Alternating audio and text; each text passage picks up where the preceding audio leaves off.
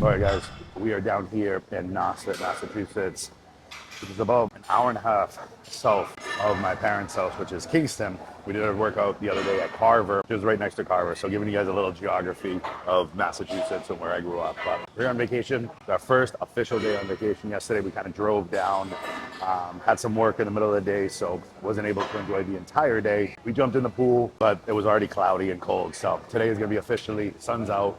First day of our vacation. We're gonna hit legs today. It's a cool little gym. When I travel, and any of you guys that travel, people ask, like, how do you work out? Well, you go in your GPS, you type in gym, or Google, this magical thing called Google, and then you go look at the pictures and figure out if it is a corporate gym or a CrossFit gym or whatever functional gym, you know, that 45 type style gym. You find what works, what you like, and you go in and you get a day pass.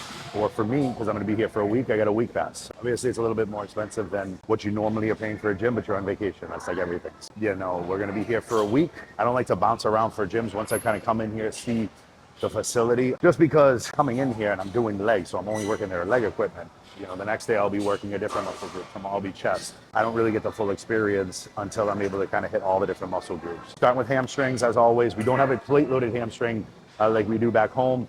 We are going to use a pin-loaded. We're doing a lying leg curl to start. Let's get it. Let's go. We're going to go 8 to 12 reps. Pretty heavy on this one.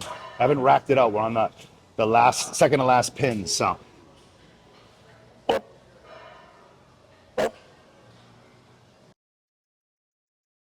Hamstrings is one of those ones where I lock in and I can do pretty well. I pull it pretty well. I feel good. On the flip side, I don't have any issues with my knees.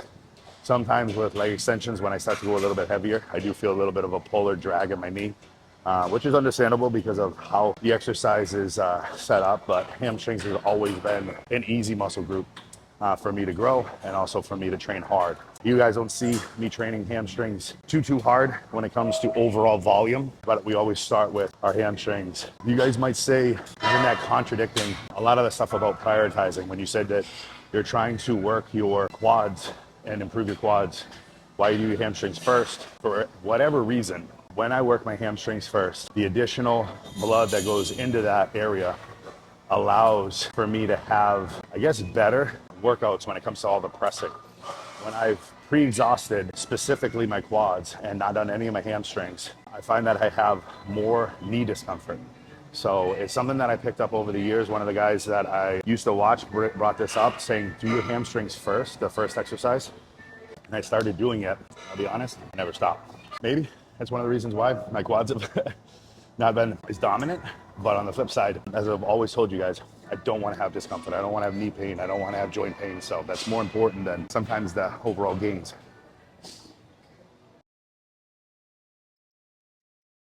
You guys hear that right? I wasn't going to talk during my set because I had to push myself, but you guys hear that right? Discomfort and pain is at the forefront over the gains.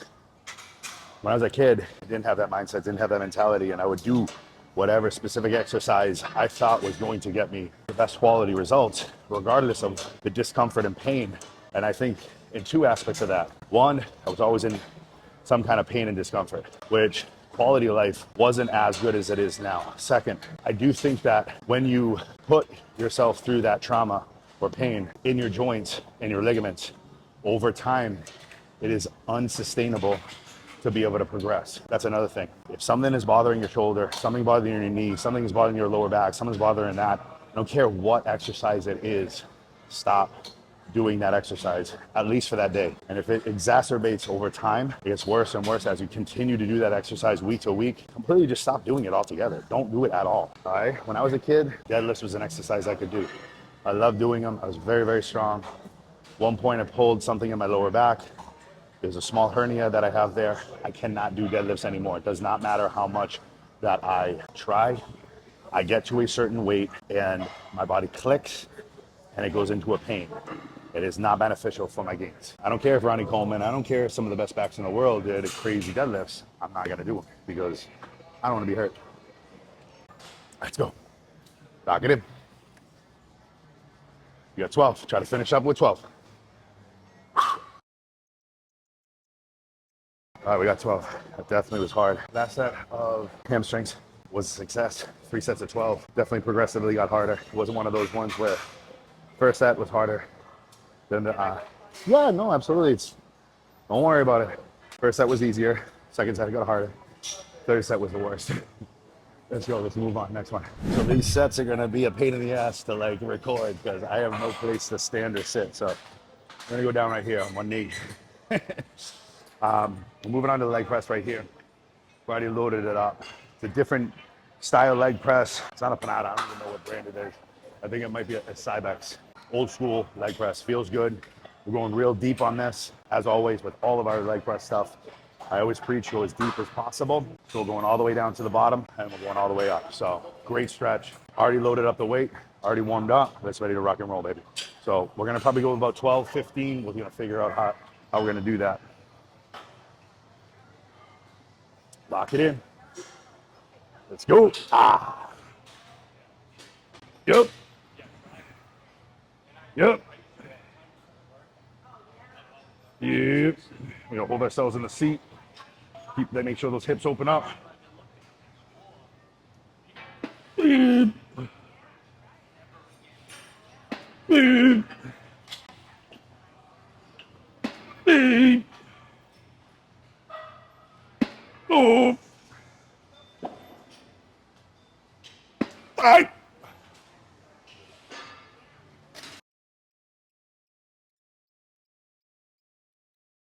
All right, so we're gonna sit back here. You guys can see me the whole way. It's funny, halfway through that set, you guys hear obviously I'm making the noise that now Romeo, he's come to the gym so often with me. Every single time he picks something up in the house or does something, he goes, yep, yep. He goes, it's funny as hell because he just does it randomly now. Like it's one of those things that he does, and he doesn't even do it now when I'm around. He was picking up some towels and bringing them to the shower, and he was by himself. And he was like in the other room, no one's there. And he's just fucking making those same noises that I make. So your kids will, now, he also repeats every swear word that I say and every other fucking nonsense thing that I do. So, but this one was just hilarious because he's lifting towels now, making the same kind of thing. Little fucker. Anyways, we got 15 on that. I'm gonna do another set of 15. If it's easy, which I think it will be, I'm gonna probably progress. I'm gonna probably increase the weight, then move up.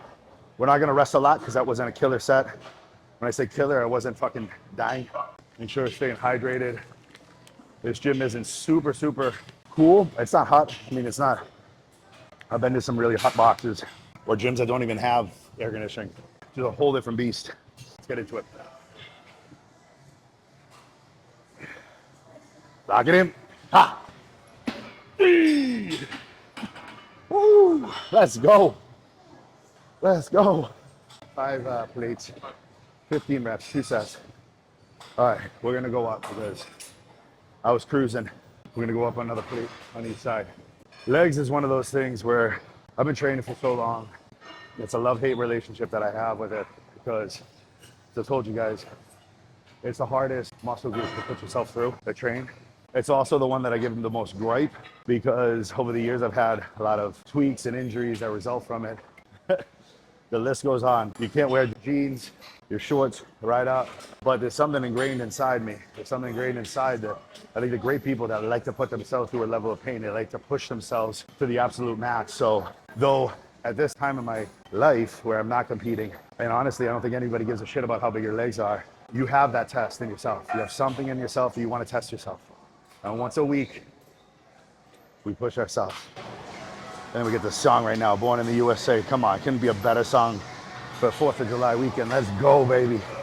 Let's go. Born in the USA, baby. Let's go. Let's go. Lock it in, baby. After that little motivational fucking thing right there, let's go, baby.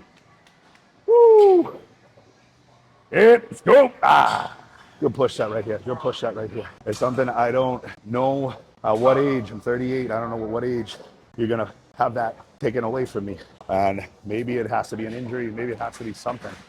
I don't know, but there's something ingrained inside me that I just want to push myself to the absolute max. So I've always said to myself that after bodybuilding, pushing myself in the gym, there's going to be something else. And obviously that something else is already turned into Alpha Supps, where I put all that passion and energy into it.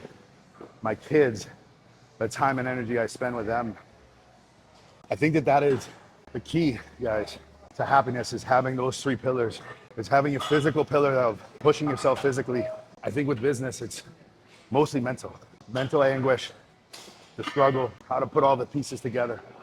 And then the last one is your love with my kids and the passion I have towards them, giving them the most enjoyable childhood and then life that they can have. So those are three things that drive me to who I am. And let's go. Last one. Lock it in. Come on. Let's go. All right, work time, baby. All the way up, all the way down. All right, so we're gonna move over to the pendulum squat. We did 4 sets of leg press to start. Pendulum squat, and as I've mentioned a few times, guys, with all the squatting exercises that I do, I have to balance the risk and reward. I like the leg press to start off and really put a ton of emphasis on it because I can really gut out heavy, higher rep sets. Whereas when I do some of the pressing stuff like Smith machine squats, pendulum squats, any kind of squat exercise, I gotta be careful because my lower back always comes into a situation that I can't push myself to the absolute max. So we are gonna go here. We got 2 plates on here. We're gonna go all the way down, all the way up. We're gonna figure out how many reps we're gonna do. 1 plate felt pretty good. We're gonna see again how that jump to 2 plates is. But again, it is going to be more of a narrow stance than we were using on the leg press. Let's go. Come on, push it. 8 to 12 is the goal. We will see where we get. Let's go.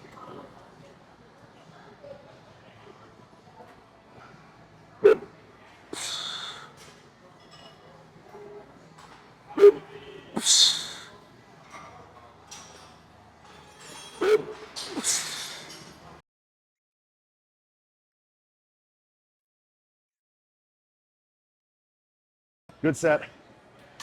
I don't know what brand of a pendulum squat this is, but there is you guys see here, it is a flat pad and then it gives a little bit of a bump in your lower back. And I could feel that bump right there in a positive way. It actually reinforced some of the arch in your lower back when you get low, which can be one of those things that, as I mentioned, for someone that has a compromised lower back, I like to say compromised. It's not weak. It's just certain points it just gives out. That gives it a little bit more stability. You might be asking yourself another question, like, why aren't you using a weight belt? Since I started doing crunches consistently over the last year, I have required or needed absolutely no weight belt. I used to do a lot of vacuum training. I don't do as much of that anymore. I just basically do my 50 to 70 crunches after every cardio session. And that's pretty much every day. So the days that I don't work out, I still am now starting to do crunches at least once. Yesterday we did them twice. It has strengthened my core and my lower back to the point where I don't use any kind of weightlifting belt. All right, flip position. Okay, push it up. Get 8 reps.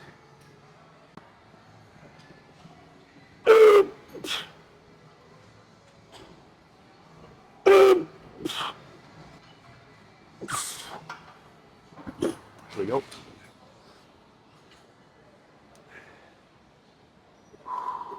I don't really do a pendulum squat often. They have a pendulum squat at my home gym, Pro Body Tech. That's one of those ones where I just do not feel the exercise on the muscle that I'm trying to work. I feel more of it in my knees. I don't care if I do it first in the routine, last in the routine.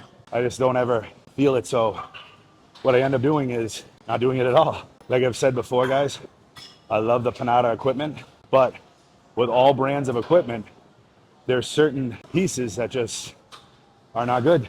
Maybe not good overall, like the majority of people don't enjoy them, or they just might not work for your body type. Now for me, if it doesn't work for my body type, because there's little nuances and so forth, it's tough because I'm not the tallest person and I'm also not the shortest person. So, 5'10" and a half, if it doesn't really work for me, it's probably not gonna work for a lot of people, but it also could be just how my limbs are made up. I might have longer legs or shorter legs, or maybe just an imbalance that I have. I don't know, whatever that is. Don't think about too much of it into it. Don't think you're, broken or anything like that. It's just certain things work, certain things don't. All right, last one, 8.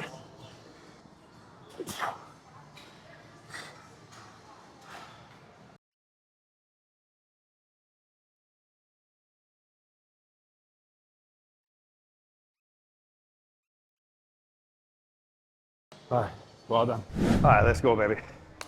So the next one we're gonna do is something we don't do often, which is fine because we're trying to change it up a little bit because we're on vacation. We'll do a dumbbell split squat, okay? We're gonna have our back foot elevated. We're not gonna do it as wide as a lunge. So you see people from time to time, let's say go back to the bodybuilders. You look at the Ronnie Coleman's doing the full walking lunges.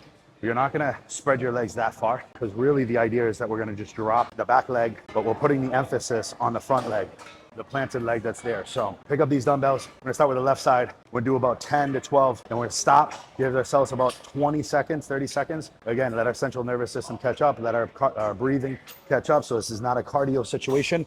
We are lifting weights. We are not doing cardio. Okay, let's go. Hey, you ground your first foot.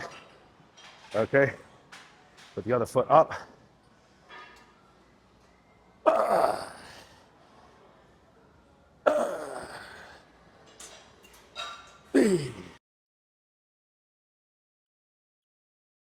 15 seconds. You guys can't really see much in there, so I'm gonna have to move the camera angle after we're done with this set. Okay, 3, 2, 1. Lock it in. Yep.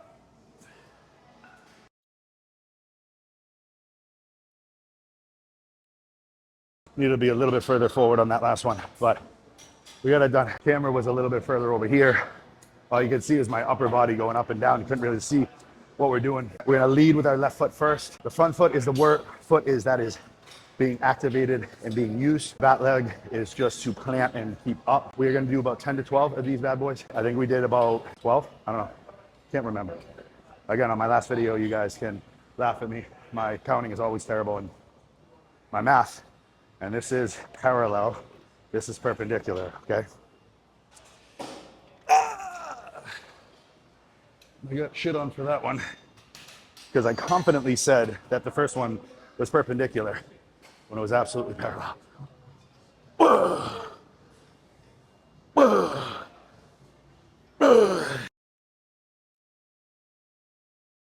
Now we give ourselves about 20-second break in between so that our cardiovascular, our central nervous system can get a small recovery. So this is not turning into a cardiovascular exercise. Okay, lock it in, up, yep.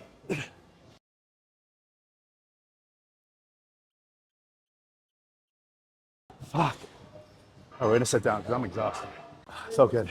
This is one of these rest periods where I'm not thinking into the abyss. I'm just at that point in my training where the fatigue is starting to get there. The buildup of all the exercises, of all the reps, of all the effort you put in.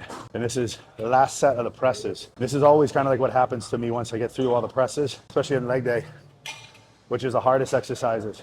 Then we move into things like leg extension. Then we move into things like inner and outer thigh, maybe even some body weight locking lunges. Those are things where there's burn, there's definitely effort put into it, but it's not an overall body fatigue. We're not killing ourselves. Why? Because we don't have any more in the tank. You don't have any more of your overall body that you can kind of take. And I think that's another take home you guys need to understand is that you can't just drive your body into oblivion because tomorrow I have chest and the next day I have back. And if I put too much wear and tear on my overall body, I'm not gonna have anything left for those. So I need to then focus on specific isolation exercises to tear up the quads and hamstrings as much as possible, but also allowing myself enough in the tank so I'm not overly broken down for the rest of the week.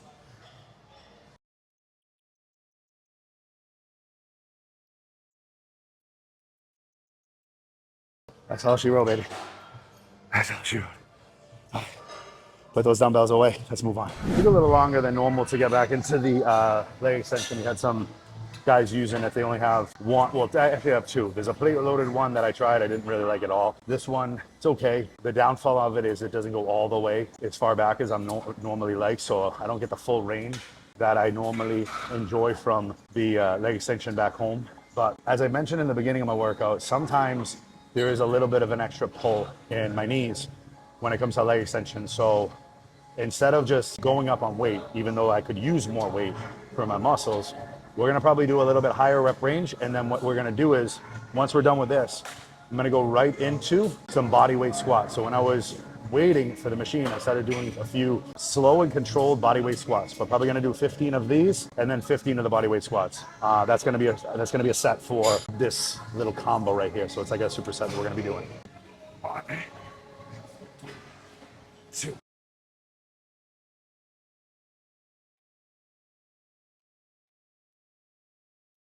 Did that. And then we're gonna do body weight squats. So we're gonna get here.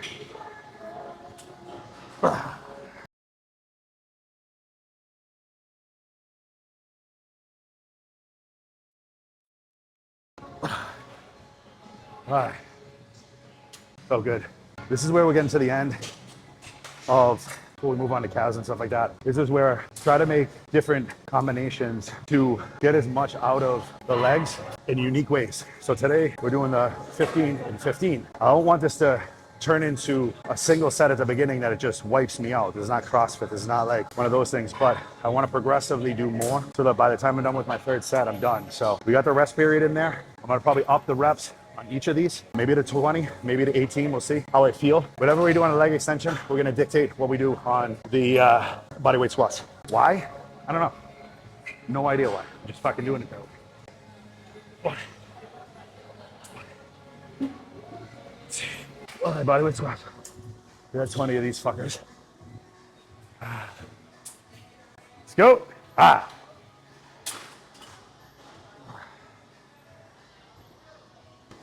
20. Last one. This is where, guys, I talk about this with my rear delts. I talk about it with my calves. I'm done. I know I got one more set left, but mentally and physically, I am fucking done. If you think you are going to gain and grow calves, if that is a weak body part, after doing what I'm doing right now, and I've always told you guys from the beginning of starting this video series that legs, even though we're doing twice a week, we're not training at the same intensity I did when I was younger. Because of injuries, I have not been training at the same intensity. So if you guys are training at your max intensity with legs, and then at the absolute end, you guys are putting in sets of calves, good fucking luck, bro. You're never gonna have good calves. You're never gonna be able to push those things. Your calves do a ton of work.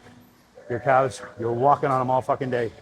You are not gonna be putting them through the intensity that you need to make them to grow. So I'm gonna do my sets, but as I've told you guys, I'm not looking to gain any bigger calves. I'm looking to make sure they're strong. I make sure that I'm working them on a regular basis, and that's it.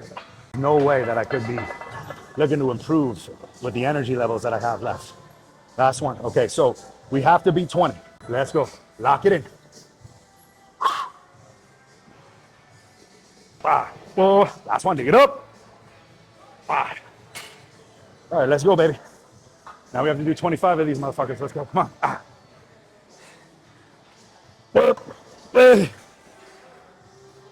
Last one. Dig it up. All right, let's go, calves, baby. All right, guys, or gals, but mostly it's guys that watch this shit. We are on a seated calf machine. When I read all the magazines back in the day, you guys had the big part of the calf, the diamond part of the calf, the gastrocnemius, or whatever the hell you want to call it, is the meat and potatoes big part that you see of the calf. And they mentioned that when you stand, these standing calf raises, or keep your feet straight, you're gonna work more of that part of the calf. And when you do a seated or knees bent, you're gonna work the soleus, which is the part that goes all the way down this part right here. I'm guessing that in the grand scheme of things, all of that is correct. But when I look at the biggest calves in the world, like anything else, when they're the biggest in the world, there's usually a genetic component that comes into that. And when it comes to bodybuilding, and I think this is the biggest thing when it comes to bodybuilding, the guys that put emphasis on consistent training in all the different angles are the ones that had premier, not the best.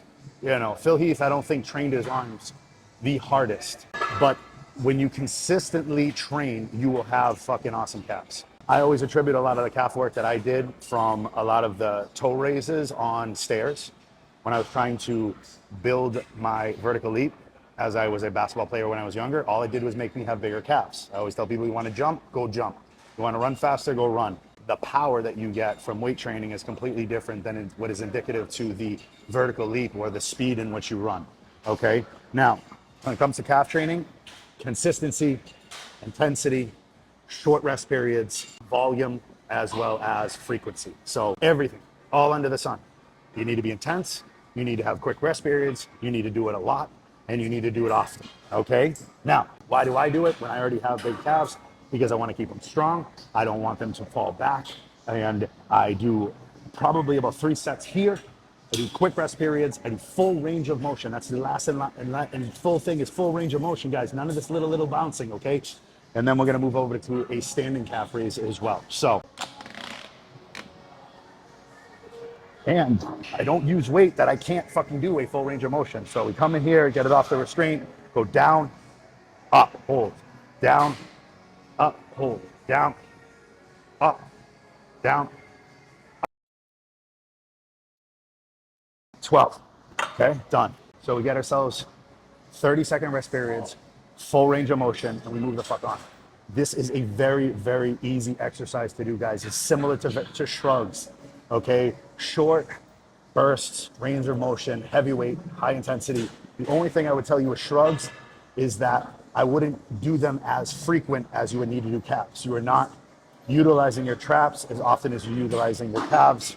So I think the frequency, you should do more with your calves if you're looking to increase overall size. What? One thing that a lot of people experience, I am not one of them, is a lot of pain when they do this muscle group, okay?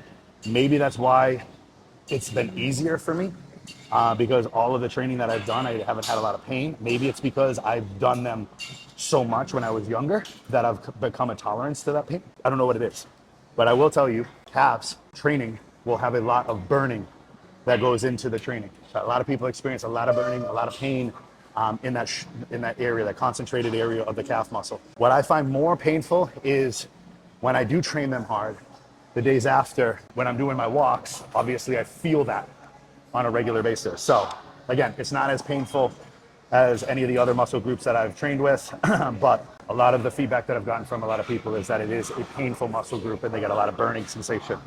Okay, last one, all done. All right, 3 sets, very easy. All right, we're gonna move on to the next one, which is the standing over here, and we'll be done. All right, you guys are just gonna see my ass when I do this one, all right? Instead of standing on the platform right here, because I have plantar fasciitis, which is a stretching issue that I have in the middle of my foot, I like to sit on the platform like here, go under. We're just gonna do the top 2.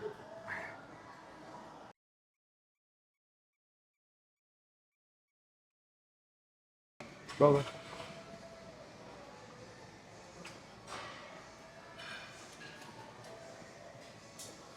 So one of the other things that you're already doing, keep going, I'm just gonna talk it. One of the things that you're already doing is you're putting your feet behind where your shoulders are. So you're getting yourself in a stretch position, if you think about it. So that's another thing you could do is like, some of the squat racks are like this. So if you lean into the squat rack, you're already putting your bottom part in a stretch position. Not a hyper stretch like you were before, but you're already putting it. So when you're standing like here, it's not a stretch, because you're just doing the top part. But when you put the weight is in front of you, think of it, you're already now your calf's in a kind of a stretch position because the knee's forward.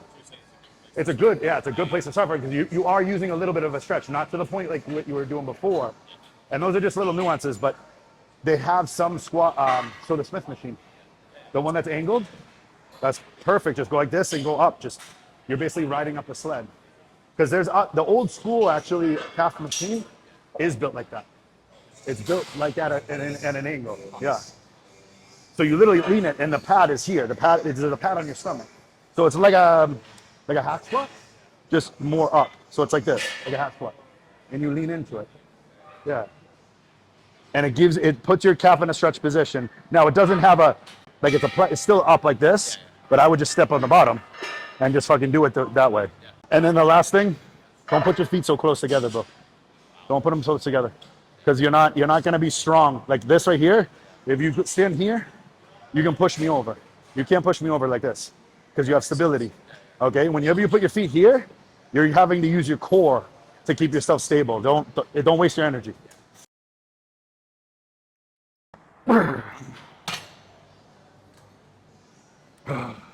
I will tell you, I don't put a ton of effort into calves.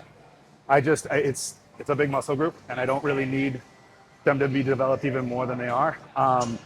But yeah, I would say overall, like the idea is to control the bottom part where you're not actually just resting. You're done, but then you're going up, explode, and then come down. Most of the exercises, that's what they try to teach you, is that you want to explode through this part and use the weight as resistance. You control on the descent. Yeah.